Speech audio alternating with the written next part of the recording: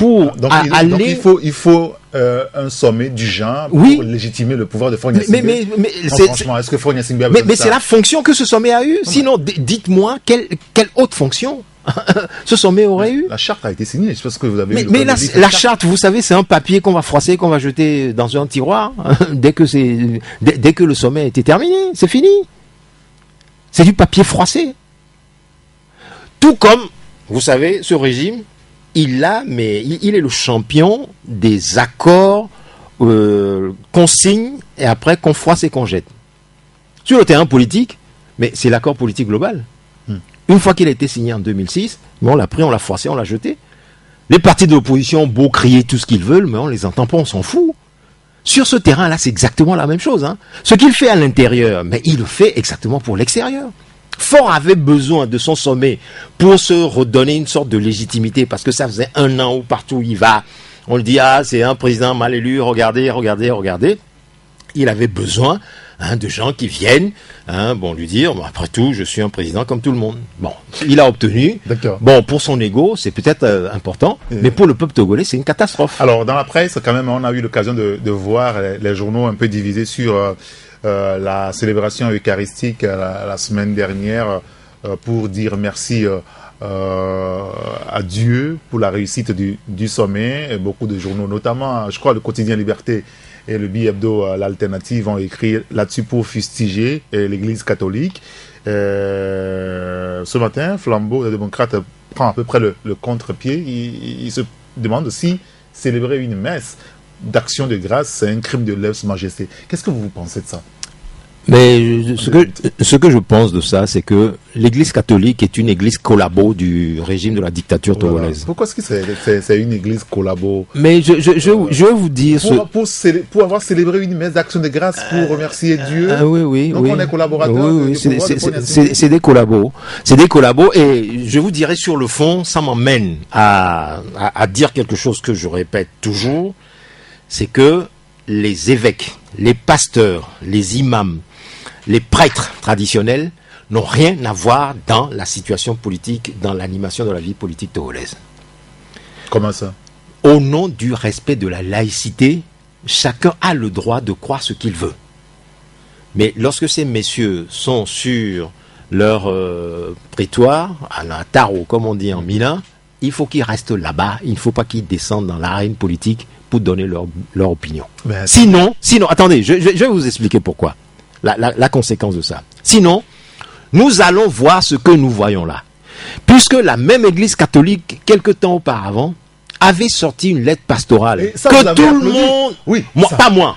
Oui. Vous nous avez entendu nous exprimer là-dessus? Jamais nous le ferons.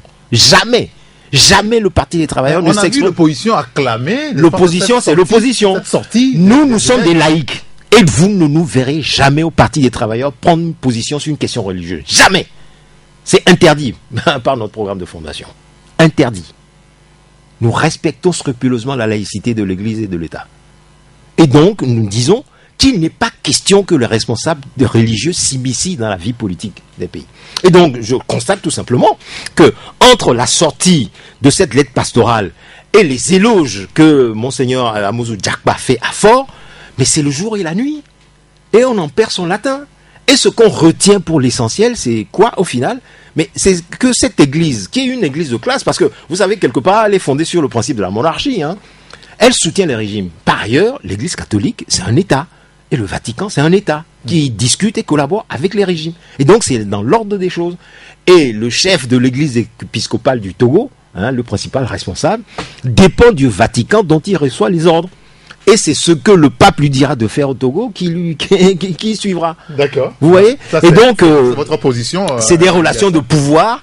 Et donc, moi, je dis, pour tout ça, il faut l'écarter et nous concentrer sérieusement sur la lutte politique indépendante des citoyens, hors de toute chapelle politique, sinon on ne s'en sortira pas. Je voudrais aussi, c'est vrai, on le disait depuis le matin sur notre antenne par rapport aux organisations de la société civile qui avaient organisé il y a 2 semaines environ les universités sociales du Togo, la première édition. Hier, il y a eu une rencontre où on a dit à la presse à peu près les recommandations. Et parmi ces recommandations, c'est la tenue des locales avant la législature 2018.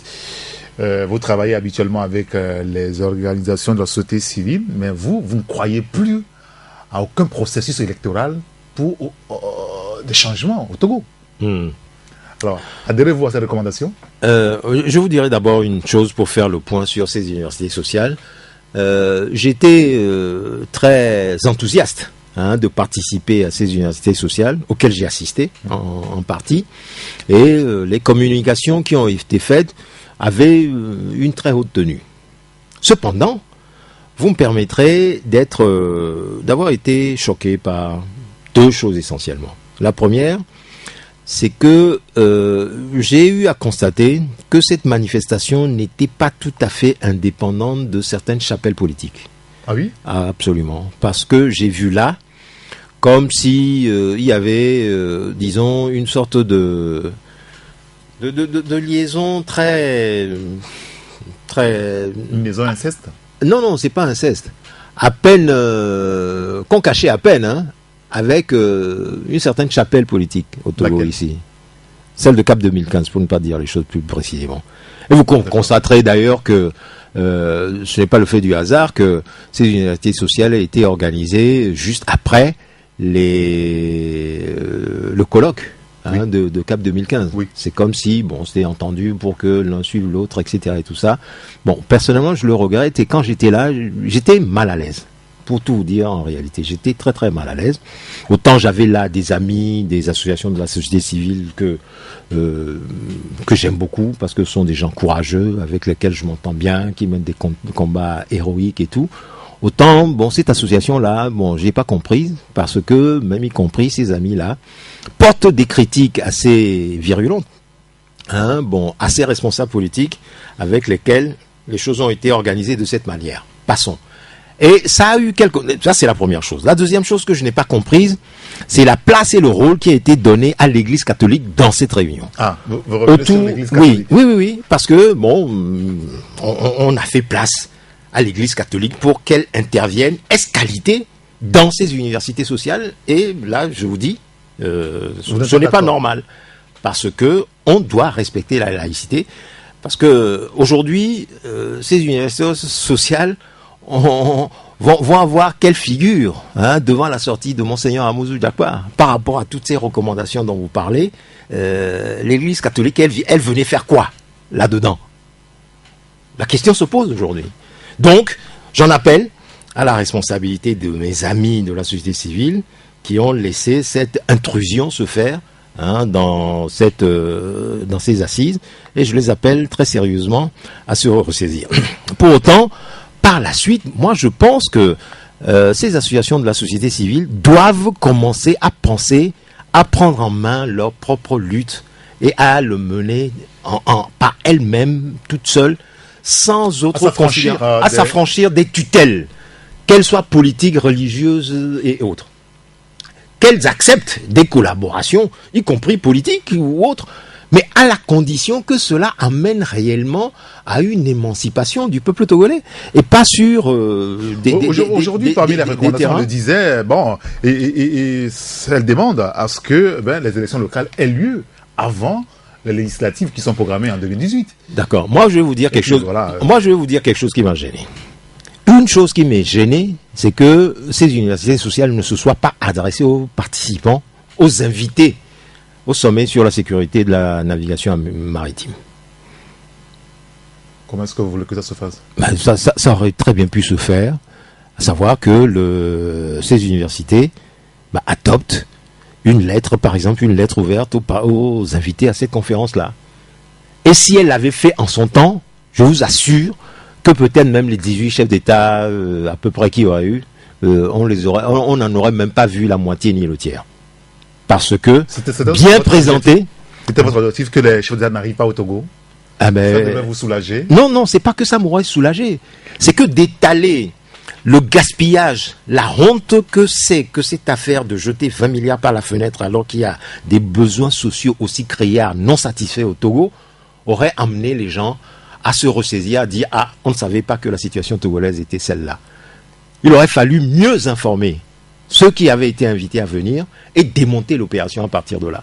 bon, en n'ayant pas eu, disons, l'initiative, en n'ayant pas pris l'initiative de le faire, bon, on a fait quelque chose d'un peu formel, qui débouche finalement sur quelque chose de formel, qui est que cette recommandation que les élections législatives se tiennent dans les délais, etc. et tout ça. Moi, je vous dis, les élections législatives, comme toute autre élection, dans la situation du Togo aujourd'hui, ne feraient que conforter le régime du RPT unir. Et donc, pour moi, comment dire, cette recommandation, elle n'est pas une recommandation. Elle accompagne la recommandation de CAP 2015 quelque part. Vous voyez, c'est là où les liens se font. Et alors que moi, à la limite, de considérer que l'ensemble de la politique du régime est attentatoire aux intérêts du peuple togolais et faire en sorte que une problématique du pouvoir politique se pose au Togo lorsque les partis n'arrivent pas à le faire, etc. Les associations de la société civile peuvent le faire, comme elles l'ont fait au Burkina, pourquoi pas? Juste un mot sur le cas et la crise qu'elle traverse aujourd'hui. Oui.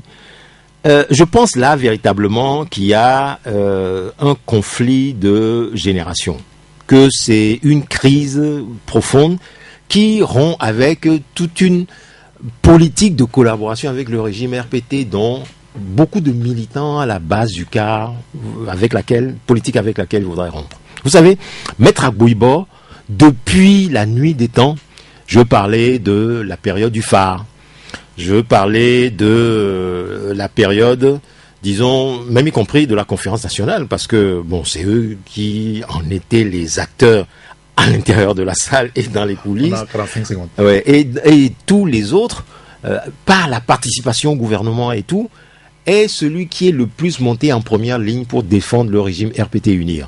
Et je pense aujourd'hui que la base de son parti, ou certains de la base de son parti, se rendent compte que cette politique-là, elle est rejetée par le peuple togolais, qu'elle les a marginalisés, et ils voudraient imprimer une autre dynamique. De la même manière, Maître Agbouibo lui-même et un autre courant pensent peut-être que il faut toujours poursuivre dans la voie de cet accompagnement du régime RPT unique, d'où la confrontation de deux orientations contradictoires. Il y a un parti politique de l'opposition. Pourquoi est-ce qu'il va accompagner le parti de Faure Gnassingbé? Mais c'est ce que je vous dis, par la participation au gouvernement. Agbouibo a été Premier ministre de Faure, et ça c'est un accompagnement. D'accord. J'y puis rien, c'est la triste réalité des faits. Claude Amengabi, merci beaucoup d'être venu nous voir ce matin. Merci à vous de m'avoir invité. C'est la première fois que je viens dans vos studios. Oui. Avec plaisir, je suis à votre disposition lorsque vous aurez besoin de moi. Merci beaucoup. Claude Amengabi, qui est le secrétaire à la coordination du Parti des travailleurs. Merci à vous et merci à vos auditeurs qui nous ont suivis. Je les salue tous, autant qu'ils sont. Et à la prochaine. Oui, à la très prochaine. Jack Prosper à la réalisation. Appelez-moi Eric Gatton. On se retrouve demain à 11h pour un nouveau numéro de Taxi Presse. Au revoir.